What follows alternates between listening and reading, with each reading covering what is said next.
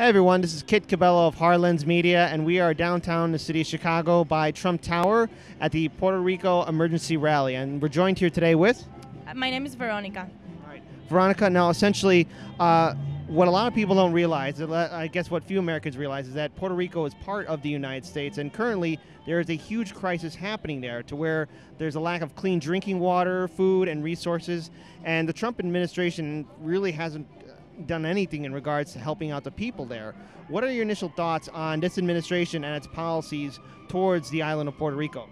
Okay, first of all, we are not part of the United States. We are a colony of the United States. We've been colony of the United States for 120 years now.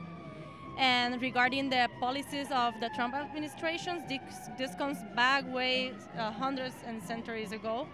Trump's administration he's just tweeting about NFL. And one of the most important thing about the policies is that the Jones Act was just waived for 10 days. And some of the people think that we should be grateful because of that, but we're not. Because the Jones Act is refraining us to organize our people, is refraining us to receive help.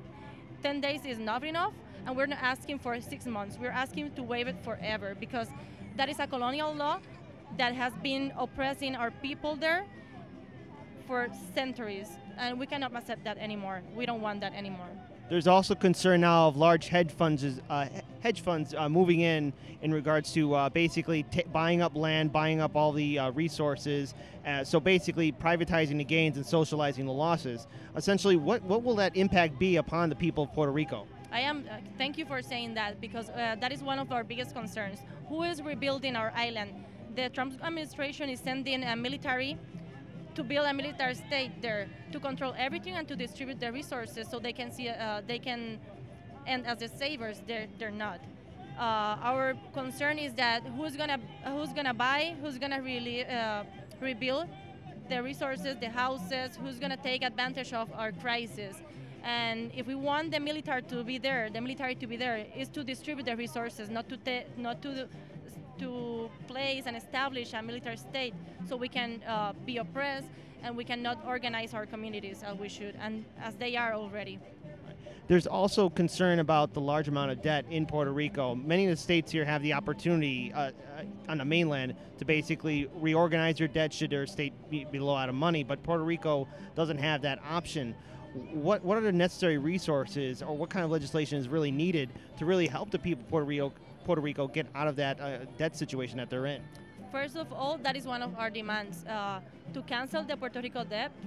The second one is to audit the debt if at least it's believed that half of the debt is an interest and the other half is illegal. So first of all, we need to audit the debt and cancel it, because it's not our debt. People doesn't owe anything to anyone.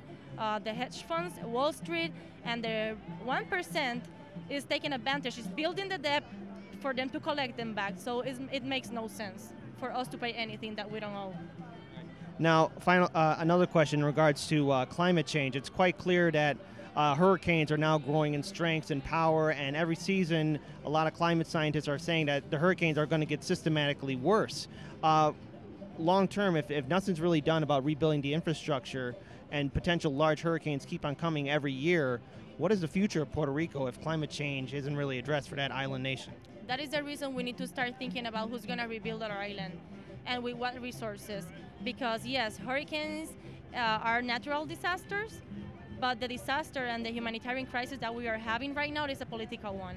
It's a colonial one, and we need to start from there.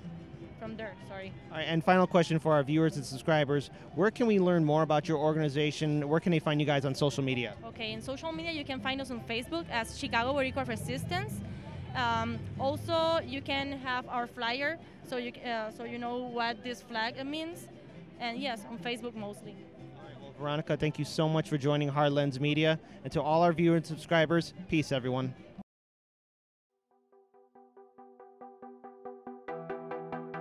You're watching hardlensmedia.